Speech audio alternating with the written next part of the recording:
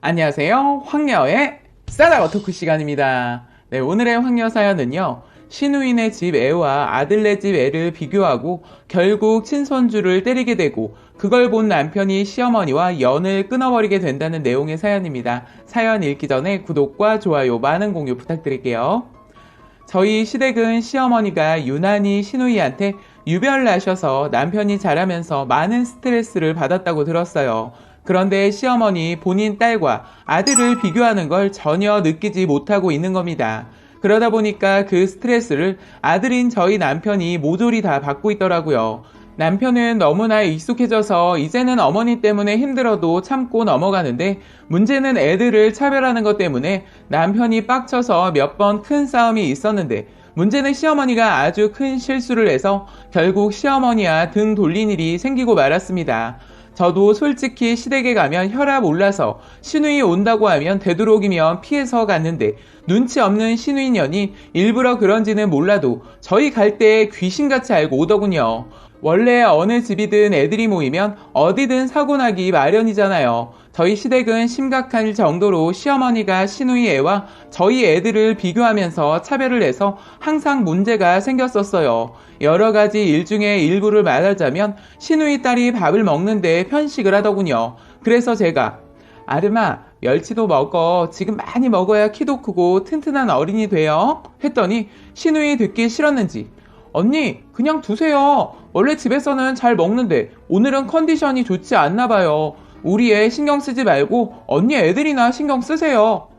속으로 이게 일부러 신경 써줬더니 이러네 싶어서 다음에 시댁에서 부딪혀도 전혀 신경 써주지 않았더니 이제는 언니 너무한 거 아니에요? 우리 아름이는 몇 수저 안 먹었는데 벌써 언니 애들이 고기 다 먹었잖아요. 참 기가 막혀서 웃음이 나오더군요. 그래서 그럼 아가씨가 같이 앉아서 먹이세요. 아니면 따로 덜어내서 먹이면 되는 거 아니에요? 먹는 거 가지고 제발 욕심 좀 내지 마세요. 아니 고기 못 먹어서 죽은 귀신이 붙었나? 애들이 왜 이렇게 고기를 밝혀요? 집에서 고기 좀 사 먹이세요. 저 이 말 듣고 시댁이고 뭐고 시누이랑 대판 붙었어요. 지금 말 다 했어요? 지금 먹는 거 가지고 치사하게 하고 있는 사람이 누구인데? 그리고 애들이 먹어봤자 얼마나 먹는다고? 그리고 우리 애들만 먹는 거 봤어요? 내가 아까 보니까 아름이는 밥 안 먹고 고기만 먹고 있더구만. 지금 바쁘고 고기도 안 먹었다고 따지는 거예요? 먹었다고 하니까 됐어요. 난 그냥 오빠 애들만 먹었나 싶어서 그랬죠. 아가씨 저희랑 이렇게 만나는 거 싫으시면 저희 왔다고 들으면 오지 마세요. 저도 아가씨 시댁에 간다고 하면 피해서 올 거니까 정말 그깟 고기 가지고 싸가지 없이. 끝에 말은 살짝 듣거나 말거나 하는 식으로 작은 목소리로 했는데 들었나 보죠. 갑자기 일어나서 너 지금 나한테 싸가지라고 했어? 아가씨 너라니. 내가 나이가 많아도 훨씬 많고 더군다나 오빠의 아내인데 위아래도 없어? 난 여기가 시댁이라고 해서 그냥 넘어가지 않아. 말 조심히 해. 시누이년 제가 강하게 나오니까 아무 말도 못하더니 갑자기 애들 먹고 있는 밥상에 고기를 들어서 싱크대에 버리려는 거예요. 헐, 그걸 보고 있던 남편이 자리에서 벌떡 일어나더니 이 쌍화탕년이 어디서 이딴 짓을 하고 있어? 너 제정신이야? 하면서 시누이 뺨을 사정없이 쳤어요. 순식간에 일어난 일에 시어머니 애지중지하는 딸이 아들한테 맞는 거 보고 바로 일어나서 효자손을 가져오시더니 저희 남편의 등짝을 후려치는 거예요. 남편은 자신을 때린 어머니의 손을 잡고선 제발 그만 좀 하세요. 아닌 건 아니라고 말해서 버릇을 고쳐야지. 언제까지 미안한 마음으로 애를 감싸고 놀 건데요. 이것도 그걸 이용해서 저러잖아요. 사실 시누이는 늦둥이로 태어났는데 시어머니랑 시아버지의 잦은 부부싸움으로 시어머니가 시누이 3살 무렵에 애를 두고 나가셨다가 시누이 초등학교 갓 입학할 때쯤 아버님이 몸이 좋지 않다는 소식을 듣고 다시 집으로 들어오셨다고 해요. 그래서 시누이한테 미안한 마음에 시누이 말이라면 쩔쩔 매는 겁니다. 솔직히 저희 신랑도 엄마 손이 가장 많이 필요할 때였는데 전혀 아들한테는 미안하지 않고 오로지 딸에게만 목숨도 내줄 듯이 하더군요. 그 서름이 어느 정도였는지 안 봐도 알 것 같아요. 외로움을 많이 느끼는 사람이라 저를 만나고 얼마 안 돼서 청혼을 하더군요. 가족은 있지만 늘 세상에서 혼자인 것 같다면서 늦게 만난 만큼 서둘러 결혼해서 가정을 이루고 싶다고 하더군요. 남편이 워낙 자상한 면이 많아서 다른 거 안 보고 안 따지고 청혼을 받자마자 바로 결혼했어요. 아이 낳으면 남자들 변한다고 하던데 저희 남편은 오히려 더 잘해서 제가 남편 복을 받았구나 생각하면서 살고 있어요. 저희끼리만 살면 아무런 일이 없는데 꼭 시댁에만 가면 일이 생기는 거예요. 이런 개 같은 일 말입니다. 시누이와 남편의 나이 차이가 13살이나 나다 보니 서로 거리가 있긴 하지만 너무 건방지게 오빠에게 하는 거 보면 제가 못 견뎌서 한번 날 잡아서 혼내줄까 했는데 이것이 그날 제대로 걸린 거죠. 아무리 화가 나도 그동안은 참고 넘어갔는데 그날은 안 되겠더라고요. 더군다나 애들 먹고 있는 것을 싱크대에 버리는 모습을 보고 남편이 빡친 거죠. 남편은 일단 시어머니를 제지하고 시누이한테 너 이딴 식으로 할 거면 여기 오지 마. 꼴도 보기 싫으니까. 자기 오빠한테 맞고서 분한지 애들 고모부를 부르더군요. 한 걸음에 달려온 고모부는 어떻게 되었는지 묻지도 따지지도 않고 남편과 저를 믿는 눈빛으로 하고선 남편한테 형님, 제가 잘 타일러 보겠습니다. 걱정하지 마세요. 하면서 시누이를 데리고 가더군요. 그나마 시누이가 남편 복은 있어서 다행이다 싶은 게 사람이 사리 분별 못하는 사람이 아니더라고요. 만약에 이런 일에 심해부도 가만히 있지 않았다면 엄청난 집안 싸움이 되지 않았을까 싶습니다. 다행히 시누이 가고 애들은 제가 방으로 데려가서 애들한테 얘기를 하고 있는데 밖에서 큰 소리가 나더군요. 시어머니가 넌 가족 있는 곳에서 동생 뺨을 때리면 어떡하냐? 저것이 내 딸 우습게 보는 거 아니겠냐고? 엄마, 제발 차별도 그만하고 비교도 그만하세요. 그리고 맞을 짓을 해서 맞은 건데 왜 그러세요? 그리고 딸은 맞으면 안 되고 아들은 맞아도 된다는 거예요? 어머니도 제 애들 앞에서 저 때리잖아요. 그건 말리려고 그랬지. 너를 미워서 때린 건 아니다. 넌 동생이 안쓰럽지도 않냐? 엄마, 나도 그때는 어리고 외로웠어요. 왜 나는 안 봐주냐고요. 그리고 엄마 죄책감을 왜 나보고 동생을 안아주라고 하는 거냐고요.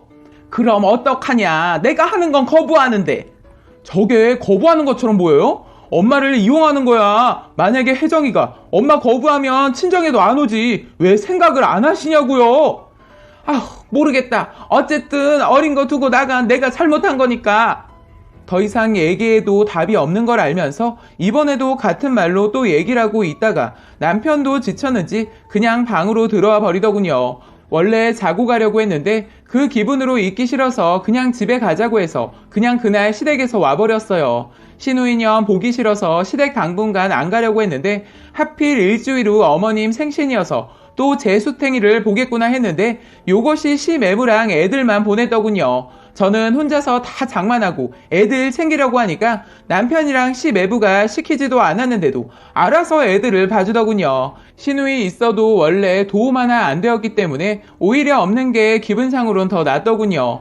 옆에 있으면서 아무것도 안 하려고 뭐라도 시키려고 하면 시어머니가 아무것도 못하게 감싸고 도는 거 보기 짜증나는데 없으니까 훨씬 좋더라고요. 그날은 시누이 존재감 없이 그냥 보냈어요. 오히려 없으니까 큰 소리 날 일도 없고 너무 기분 좋게 밥을 먹었는데 시어머니 틈만 나면 딸 주게 다 먹지 말고 요것도 남겨두고 저것도 남겨둬라. 똥마려운 강아지처럼 졸졸졸 따라다니면서 참견을 하더군요. 이날만큼은 저번에 감정이 아직도 깔끔하게 사라지지 않았기 때문에 일 만들고 싶지 않아서 속은 뒤집어졌지만 그냥 시키는 대로 했어요. 생신 때 별일 없이 지내고 그 이후로는 시댁도 일부러 안 갔어요. 하도 안 가니까 시어머니가 오라고 하더군요. 그냥 못 이기는 척하고 갔더니 시누이 애들이 와 있더군요. 왜 저를 불렀는지 알았습니다. 저만 부르면 애들 보라고 부르는 것이 티가 나니까 남편까지 부른 거예요. 저랑 남편이랑 조금 늦게 만나 애를 낳았는데 시누이가 저희 둘째 애 낳자마자 애를 가진 상태에서 결혼을 해서 시누이 애도 저희 애들이랑 크게 나이 차이가 없어요. 그러다 보니까 시어머니가 애들 모이면 저희 애들이랑 시누이 애를 많이 비교하셨거든요. 그래서 시누이 애가 와 있다고 해서 안 가려고 하니까 다른 핑계를 대면서 당신이 애 보기 힘드니까 저를 부른 것 같더군요. 시누이가 모임이 있어서 애를 맡겨두고 갔는데 감당이 안 되었나 봐요. 애들은 아무것도 모르는 나이라 만나니까 좋아서 놀더군요. 저도 남편도 그냥 애들이 잘 놀고 있어서 신경 안 쓰고 점심 준비를 같이 하고 있는데 시어머니가 애들 노는 곳에 갔었나 봐요. 그런데 가만히 보니까 원래 비교하는 것은 몇 번 얘기를 해서 그런지 조금 괜찮아졌긴 했는데 자꾸 저희 애들한테 욕을 하는 거예요.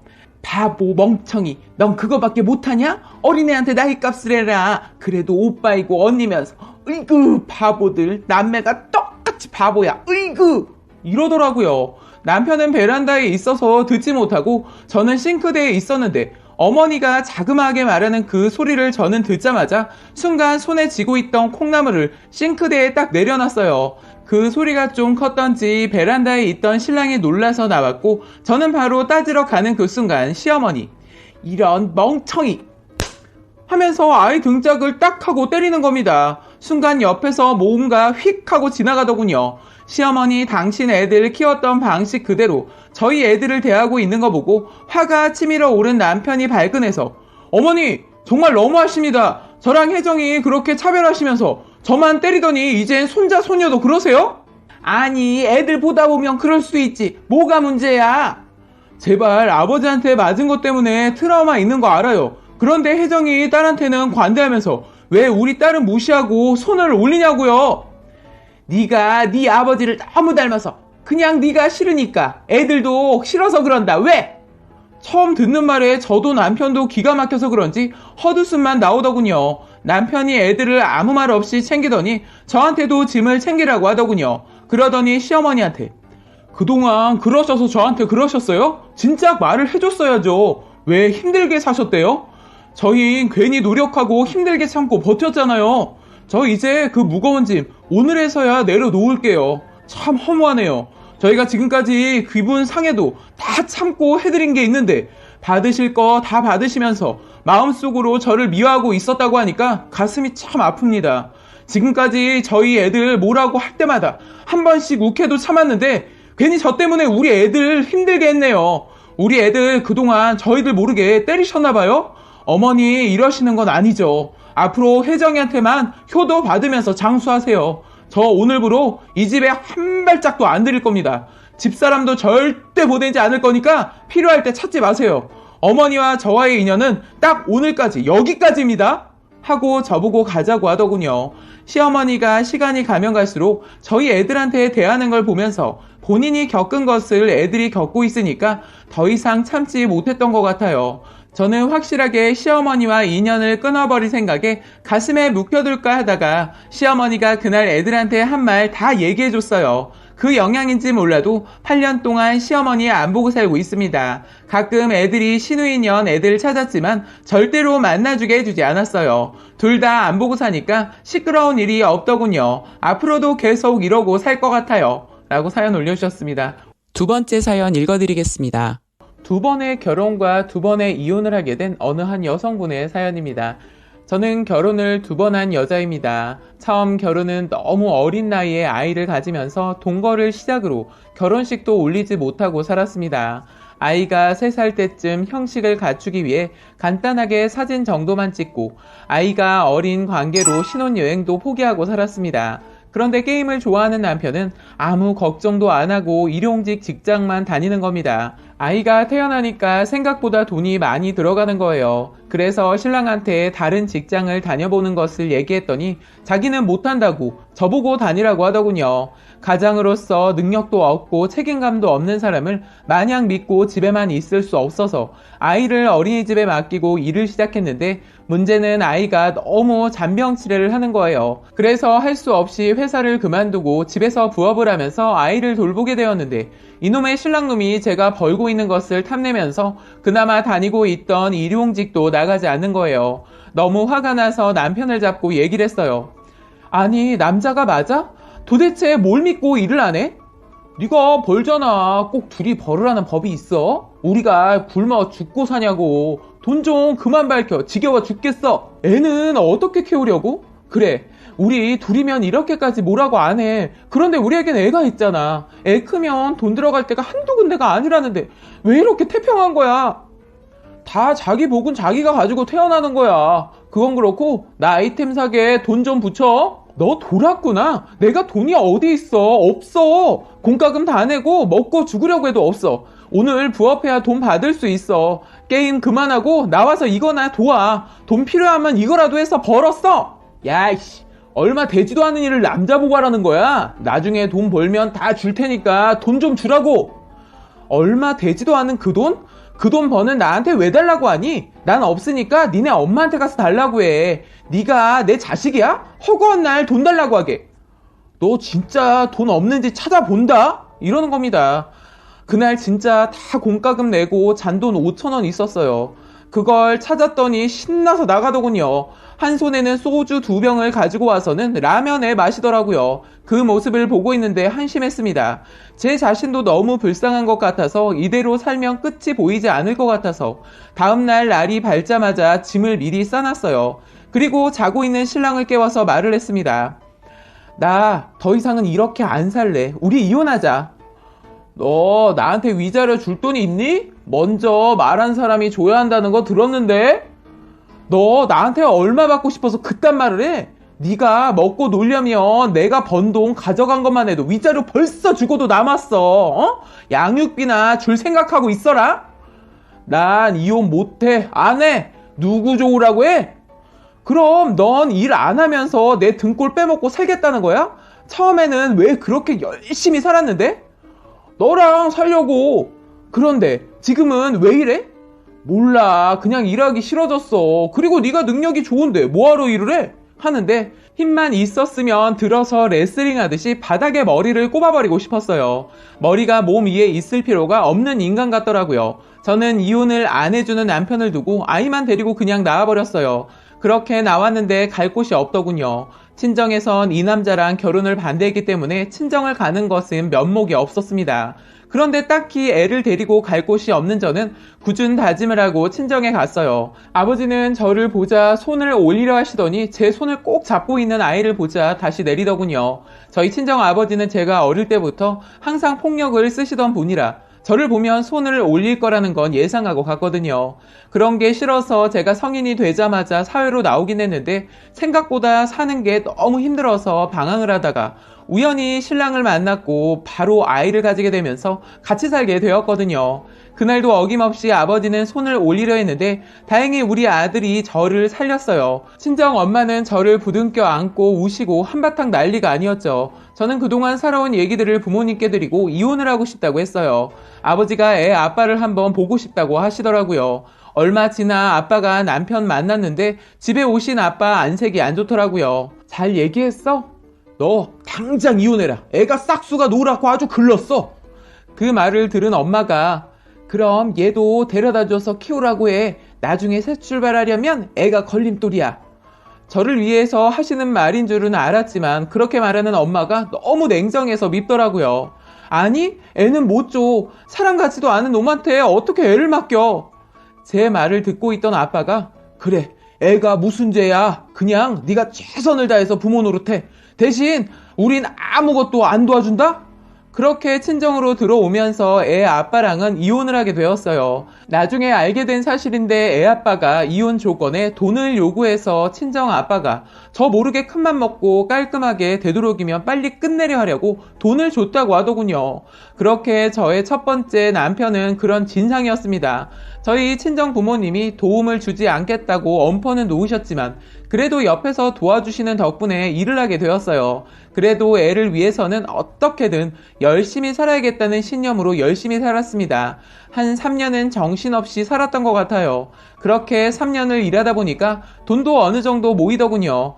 그런데 저에게 또 다른 사랑이 또 찾아왔는데 그 사람은 총각이었어요. 애가 딸린 저는 만남을 거절했는데도 자꾸 저한테 사귀자고 하더군요. 저는 이미 결혼에 실패도 했고 애도 있다고 해도 저한테 자기가 다 끌어안을 수 있다고 기회를 달라고 하더군요. 이번에는 정말 실패하고 싶지 않아서 아버지랑 같이 보게 되었어요. 그 사람을 만나본 아버지는 그냥 결혼은 하지 말고 그냥 편한 친구로 지내라고 하더군요. 그런데 저는 너무 외로웠던 나머지 또 사랑을 하게 되었습니다. 그렇게 해서 부모님이 말리는 결혼을 또 하고 말았습니다. 자식 이기는 부모 없다는 말이 있잖아요. 저희 부모님도 할 수 없이 결혼을 허락해 주셨어요. 저희는 제가 그동안 모아두었던 돈과 그 사람 돈을 합쳐서 신혼집을 마련했어요. 저희는 보란듯이 아들을 데리고 몇 년은 잘 살고 있었어요. 그러다 임신을 해서 딸도 낳았습니다. 저희가 열심히 잘 사니까 친정에서도 남편을 사위로 인정해줬어요. 신랑 쉬는 날엔 친정 가서 놀다 오기도 하고 다 좋았는데 어느 날 신랑이 동창회를 다녀오고 나서부터 저희 결혼 생활에 금이 가기 시작했습니다. 동창회 이후부터 신랑은 전화를 손에서 내려놓지 않고 붙들고 사는 겁니다. 심지어 비번까지 걸어놨더군요. 딸 바보였던 남편은 어느 순간 딸이 자기 곁에 오는 것을 귀찮아하더군요. 너무 이상해서 그러면 안 되는데 신랑 자는 틈을 타 살짝 보게 되었어요. 그런데 비번이 걸려 있어서 도저히 볼 수 없어서 내려놓으려고 하는데 문자가 오더군요. 저번에 모임 때 너 보니까 옛날 생각도 나고 좋았어. 다음에 또 보자라고 문자가 오더군요. 그때 많이 생각이 오고 갔지만 참았습니다. 그런데 자꾸 주말이면 일이 있다고 나가는 거예요. 심증은 가는데 물증이 없어서 참았습니다. 꼬리가 길면 밟힌다는 말이 있죠. 저한테 딱 걸린 겁니다. 분명히 집 근처에서 회사 사람들하고 밥을 먹는다고 했는데 그날 차를 타고 달리다 속도 위반으로 걸린 과태료가 나와서 알아버렸네요. 사진에는 조수석에 누가 있더군요. 퇴근하고 온 신랑한테 그것을 내밀면서 따졌어요. 자기 여자 있니? 내가 여자가 어디 있어? 사실대로 말해. 한참 뜸을 들이던 남편이 동창이야. 답답하다고 바람 쐬러 가자고 해서 몇 번 갔어. 그럼 나도 내일 친구들이랑 바람 쐬러 다녀올 테니까 애들 좀 봐. 뭐야, 맞바람 피우겠다는 거야? 왜 못할 것 같아? 하기야, 결혼도 2번 했는데 못하겠냐? 지금 그게 무슨 말이야? 아니, 그렇다고. 난 솔직히 총각이었잖아. 너무 억울하다고. 이 정도는 한번 봐줘야 하는 거 아니야? 그걸 말이라고 해? 넌 내가 이혼녀인 거 다 알고 결혼하자고 했어. 내가 속였니? 억울했으면 결혼을 하지 말았어야지. 결혼까지 해서 뭐 하자는 거야? 그래서 이혼이라도 하자는 거야? 왜? 이혼하고 싶냐? 하고 싶다면 해줄게. 내가 남자 복이 거지같이 없구나. 차라리 애라도 낳지 말걸. 하나같이 남자라는 새끼들이 다 그 모양이냐? 가라, 꺼져. 너 같은 자식 애들 아빠로선 꽝이다. 있어도 없어도 별 볼 일 없으니까 내 눈앞에서 사라져. 대신 조건이 있어. 너 이 집 위자료로 다 주고 애 찾지 않는다는 각서 쓰고 가. 라고 말했더니 진짜로 그 여자한테 미쳤는지 각서도 쓰고 얼마 지나 이혼하고 옷 몇 가지만 가지고 나가더군요. 솔직히 싸울 땐 하지 말아야 할 말들도 하게 되잖아요. 그래도 며칠 지나면 달라졌겠지 했어요. 그런데 이 사람 저와 헤어질 기회를 노리고 있었던 것 같더라고요. 저는 서둘러 집을 내놨고 이사 준비를 했어요. 이놈과의 모든 것을 깔끔하게 정리하고 싶어서 모든 것을 정리하고 아무도 모르는 곳으로 가서 살려고 했는데 친정 아버지가 소식을 듣고 저희를 데리러 왔더라고요. 아빠는 저를 보고 아무 말도 안 하고 저를 안아주시더니 갑자기 저를 키울 때 너무 많이 때려서 미안하다고 하시면서 눈물을 보이시면서 사과를 하시더라고요. 딸, 미안해. 아빠가 너무 몰라서 너를 때린 것 같아. 이제부터는 아빠가 너의 든든한 버팀목이 되어줄 테니까 하고 싶은 거 하면서 행복하게 살자. 응? 사랑한다 우리 딸. 아빠의 사랑한다는 말을 처음 들어서 너무 어색했지만 그래도 행복하고 좋았어요. 그리고 또 놀란 것은 아빠께서 힘든 결정까지 했더라고요. 아빠는 한 동네에서 20년 넘게 사신 곳을 정리하고 저희를 데리고 다른 데 가서 살려고 준비를 해 놓으셨더라고요. 그래서 저는 친정 부모님과 함께 아이들이 마음껏 뛰어놀 수 있는 전원주택으로 이사를 하게 되었어요. 제가 어릴 때 아빠 사랑받지 못한 것을 지금은 몇 배로 넘치게 받으면서 아이들과 행복하게 살고 있습니다. 이젠 결혼도 그놈이 그놈인 것을 2번이나 겪어서 그런지 이젠 결혼에 대한 생각은 전혀 없네요. 아이들 열심히 키우면서 친정 부모님한테 효도하면서 잘 살아보려고 합니다. 애 아빠들 궁금해하실 것 같아서 말씀드리자면 첫 번째 남편은 일도 안 하고 아직도 게임에 빠져 있어서 시부모님들의 골칫덩어리라고 연락이 오셨었고, 두 번째 남편은 그 여자한테 배신당하고 홧김에 여자를 심하게 때렸는데 합의를 안 해줘서 감옥에 갔다고 들었어요. 알고 보니 이번이 처음이 아니었다고 하네요. 정말 이혼하길 정말 잘한 것 같아요. 라고 사연 올려주셨습니다. 오늘의 사연 여기까지였고요. 많은 공유와 여러분들의 생각이나 느낀 점이 있다면 댓글로 표현해 보시기 바랍니다.